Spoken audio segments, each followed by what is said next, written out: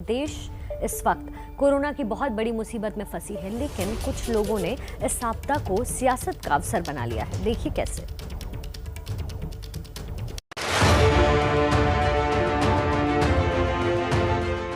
Technical support नहीं रहने की वजह से काम नहीं कर रहे हैं। 15-20 वेंटिलेटर्स अभी जो है हमने सर्विस इंजीनियर्स को बुला रखा है। वेंटिलेटर दिए गए हैं पीएम केयर फंड से, वो आज 70% चल नहीं रहे हैं।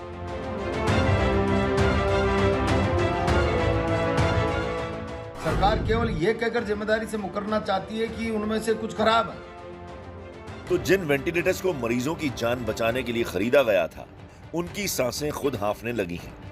और इस आपदा में भी सियासत ने अपना अवसर ढूंढ लिया है।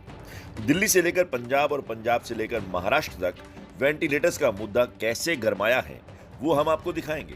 लेकिन हांफते वेंटिलेटर्स की जमीनी हकीकत देखने के लिए सबसे पहले चलिए राजस्थान। राज्य के सबसे बड़े अस्पतालों में से एक ये है सवाई मानसिंह अस्पताल।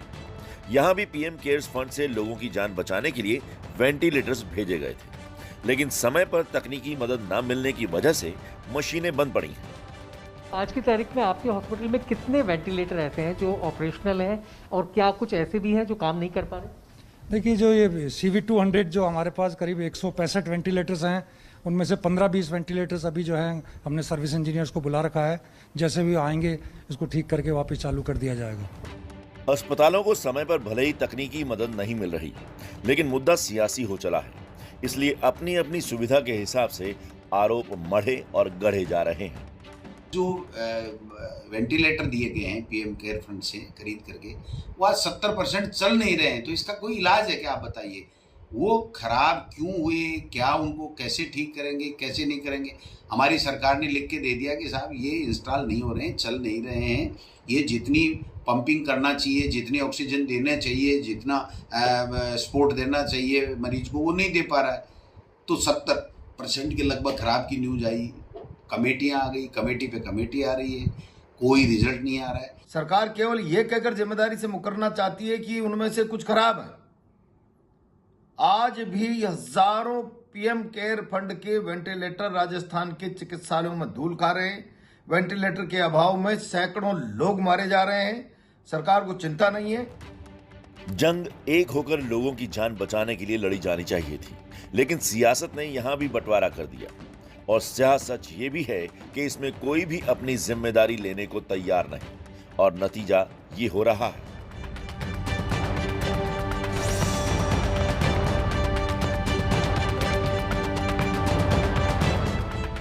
राजस्थान के कोटा में पीएम केयर फंड से 30 वेंटिलेटर आए थे। इन वेंटिलेटर्स को कोटा के रामपुरा जिला अस्पताल में भेजकर अस्पताल प्रबंधन भूल गया। इन मशीनों की पैकिंग भी नहीं खोली गई और ये धूल खाते रहे। ऑडिट हुआ जिसमें पता चला कि वेंटिलेटर तो रामपुरा जिला अस्पताल में रखे हैं। हद तो ये है कि जिस अस्पताल को ये वेंटिलेटर दिए गए, वहां उसे लगाने की सुविधा तक नहीं है। लेकिन अपनी खामियों को दुरुस्त करने की जगह गहलोत के निशाने पर दिल्ली है। राजस्थान के मुख्यमंत्री अशोक गहलोत ने इस मामले में जांच की मांग की है, क्योंकि जितने भी वेंटिलेटर राजस्थान को मिले उनमें से ज्यादातर खराब हैं। महज 1 या 2 घंटा चलने के बाद इन वेंटिलेटर से प्रेशर ड्रॉप की समस्या सामने आने लगी है। और इसी मुद्दे को लेकर मुख्यमंत्री अशोक गहलोत का कहना है कि आखिर इस बात की जांच होनी चाहिए कि स्वास्थ्य मंत्रालय ने कैसे खराब वेंटिलेटर खरीद लिए। पीएम केयर फंड से खरीदे गए वेंटिलेटर्स की एक बड़ी खेप महाराष्ट्र को भेजी गई थी, जहां मौजूदा वक्त में संक्रमण सबसे ज्यादा है। और यहां भी ये मुद्दा सियासत की भेंट चढ़ चुका है। आंकड़ों के मुताबिक महाराष्ट्र को 8 अप्रैल 2021 को 1121 वेंटिलेटर मिले। इसमें से 150 वेंटिलेटर औरंगाबाद घाटी अस्पताल को मिले। नागपुर के सरकारी अस्पताल और इंदिरा गांधी अस्पताल को मिलाकर 100 वेंटिलेटर दिए गए। ससून अस्पताल और सिविल सर्जन अस्पताल पुणे को 75 वेंटिलेटर मिले। नासिक नगर निगम अस्पताल को 60 वेंटिलेटर दिए गए। अब महाराष्ट्र सरकार का आरोप है कि केंद्र ने वेंटिलेटर तो दिए, लेकिन उन वेंटिलेटर्स को दुरुस्त रखने वाली तकनीकी मदद देना भूल गई।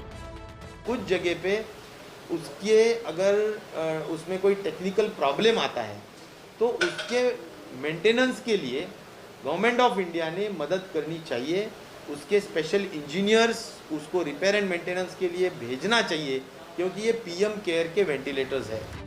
उधर एबीपी न्यूज की खबर के बाद पंजाब में वेंटिलेटर्स को लेकर सियासी घमासान छिड़ा हुआ है। केंद्र और पंजाब सरकार आमने सामने है। इस बीच शुक्रवार को केंद्र सरकार ने सफाई जारी करते हुए कहा कि पंजाब को दिए गए वेंटिलेटर्स में कोई समस्या नहीं है।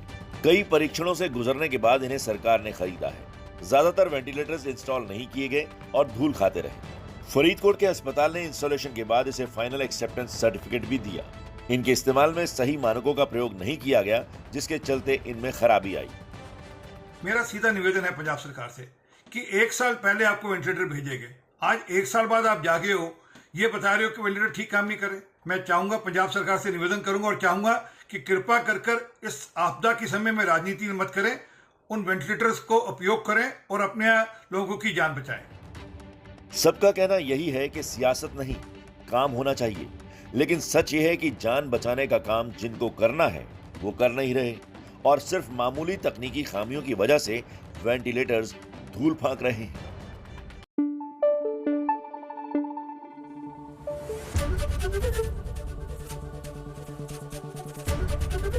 एबीपी न्यूज आपको रखे आगे।